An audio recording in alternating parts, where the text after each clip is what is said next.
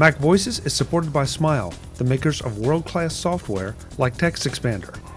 Find out about all their great utilities at smilesoftware.com. MacVoices is at CES in Las Vegas. I'm Chuck Joyner. Folks, this is Luke of ProxyPics, and I want to find out what ProxyPics is. It's an intriguing name, if nothing else. Yes. What does ProxyPics do?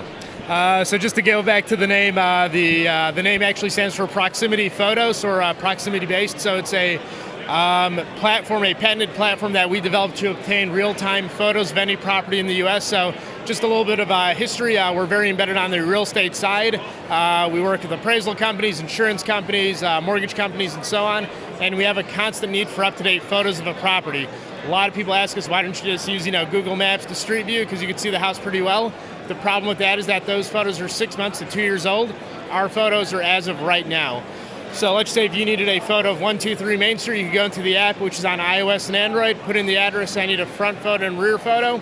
If I'm within a 10-mile proximity to that address, I get a ping notification. It says there's a nearby job. I accept it, I take the photo, I get paid. You get your photo without ever leaving the office, simply put. Wow, that's so I'm a photographer, or I'm just anybody with a camera? Anybody with a phone. As long as you've got a phone, you qualify to make money. Wow, okay, that's cool. So let's talk a little bit now. How much does it cost on either side? As a photographer, what do I get if you ping me and say, go get this? Sure. So let's say if I need one front photo of a house, I'm paying $5 for that photo. If you take that photo, you get $3.25 for each image that you take. We're usually averaging 2 to 3 images per address. Okay. How about privacy issues and trespassing? If you want a picture of the back of the house, yep. I don't want to get my tail shot off. Of course. Great question. We get it quite a bit.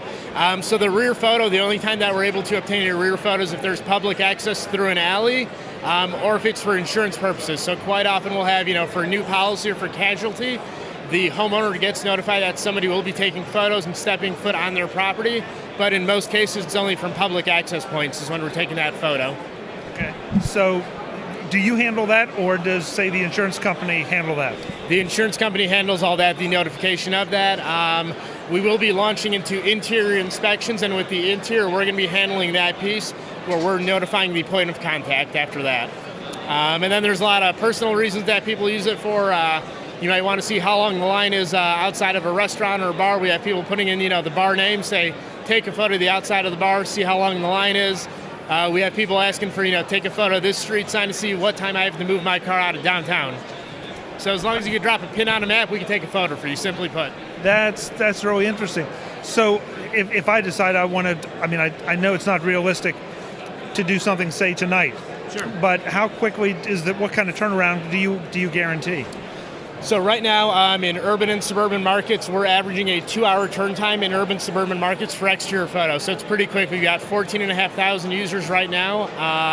So it's pretty good turn time right now. Any minimum requirements from the photography side? So it's based on the operating system. If your operating system for Android or iOS is too old, you can't download the app because all of our photos are between 2.5 to 4.5 megs. Okay, so you took the next question right out of my mouth. You're sending me out to take a photo of something. Now I've got that photo. If I'm using your app, do I retain the photo as the photographer, or just go straight to you? It goes straight to us and our client. So our client, the requester along with us, has the rights to the photo. You do not.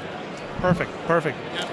So let's flip it around. I'm an insurance company and I want to get a picture of a remote property. What am I going to pay for that, and how do I go about setting up an account with you? So we have a lot of enterprise clients that will not be, logging into the app from the phone because they're putting in, thousands of requests a month. So we've got an online platform. We've also got a fully built-out API and integration where their system plugs into ours, and you can order as many photos as quick as you want. So simply put. Very nice, very nice. How's it been going? Good. We're gaining clients and users every day. We're putting a lot of new technologies. We're enabling video in the next couple of months because we have news companies that want, let's say if there's a breaking story, they're not going to get the reporter out there, within a couple of minutes, but we'll probably have somebody with a phone out there that has the app. You get a video pretty instantly. So we keep building on to the technology. We're building some machine learning and AI capabilities to make sure that it's the right house the right address. We're reading the actual digits on the house right now. So there's a lot of security features that we keep adding just so, it's a fail-safe system. And I'm assuming that since you're using the app or the phone on the camera, that you're embedding that GPS data in the metadata, and so that is another quality assurance. Yep, so we've got the longitude and latitude embedded in there. We're also using something called a geofence, so we're setting up a 500-foot geofence around the subject. So let's say if you had a request and you accepted it, if you went up to the wrong house and you're 2,000 feet away, we wouldn't let you take the photo. We lock up your camera. It just says you're simply too far away and you can't take that photo. Once you arrive within the 500-foot geofence, we enable your camera, and now you can take the photo. So you've kind of thought of everything as far as quality assurance on both sides. So far we think we have, but by next week we'll find another piece that we're missing. So yeah, not always the way. Exactly.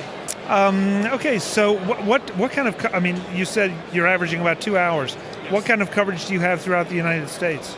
So any urban or suburban market, we're averaging 2 hours on 88% of the assignments. Once we get into rural markets, the coverage obviously isn't that good because we don't have that many users, but we've only been out for about 6 months now, and every day we're adding more users and clients.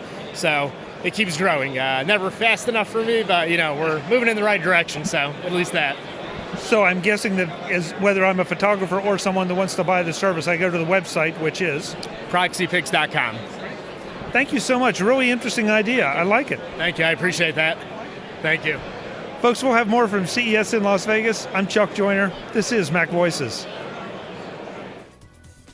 Visit MacVoices.com for show notes and to connect with Chuck on social media. Get involved in our MacVoices Facebook group and get more out of your Apple Tech with MacVoices magazine, free on Flipboard.